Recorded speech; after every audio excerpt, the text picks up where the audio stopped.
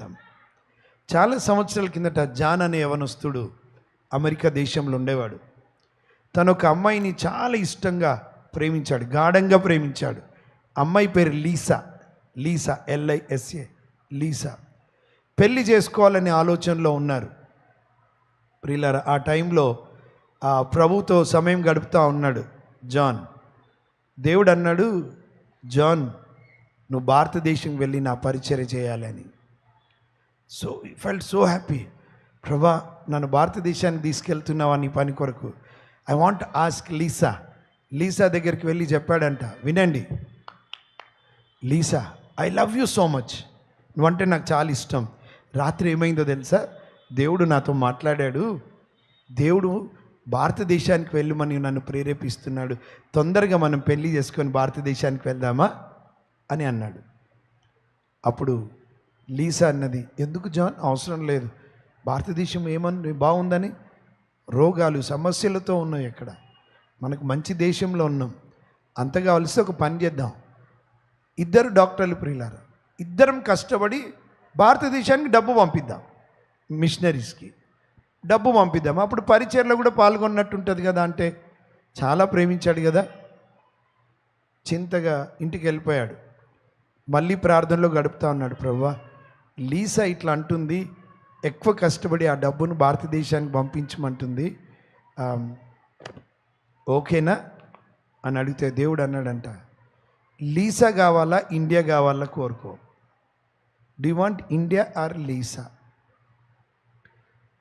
చాలా మళ్ళీ దేవుడు మాట్లాడాడు. లీసా దగ్గరికి వెళ్ళి చెప్పాడు, Lisa please try to understand me, నన్ను అర్థం చేసుకోను, నువ్వంటే నాకు ఇష్టం, కానీ మనం దేవుని చిత్తాన్ని చేయాలి కదా. దేవుడు ఈరోజు ఇట్లా అడిగాడు, లీసానా ఇండియానా?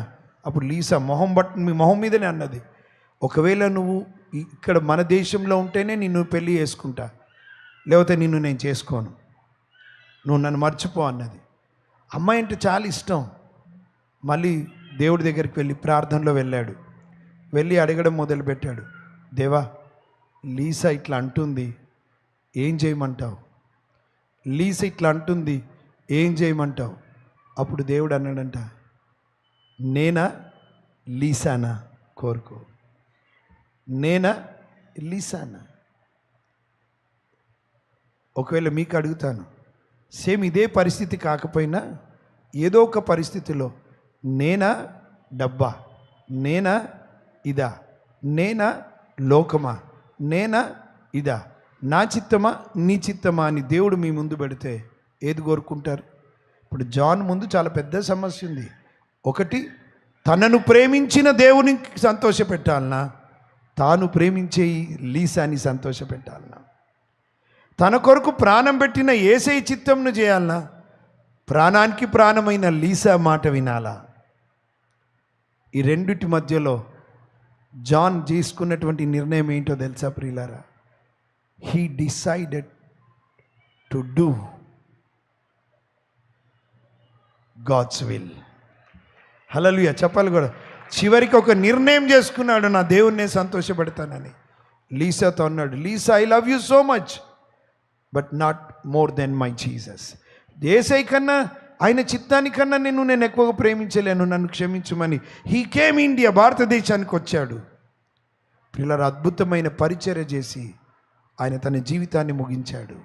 ఈరోజు ఒక మాట అడుగుతున్నా, నీకు దేవుడి మధ్యలో ఉన్నది ఏదైనా ఉంటే ప్రభు అంటున్నాడు, నేనా అదా, నా చిత్తం చేస్తావా ఆ చిత్తమా, లేదా నా చిత్తమా నీ చిత్తమా? అంటే ప్రభుతో నడవడానికి ఏకీభావం ఉందా, లేదా ఇద్దరు వేరైపోతారా? మీరు దేవుడు ఇటువైపు వెళ్తే మీరు ఇటా ఎటు?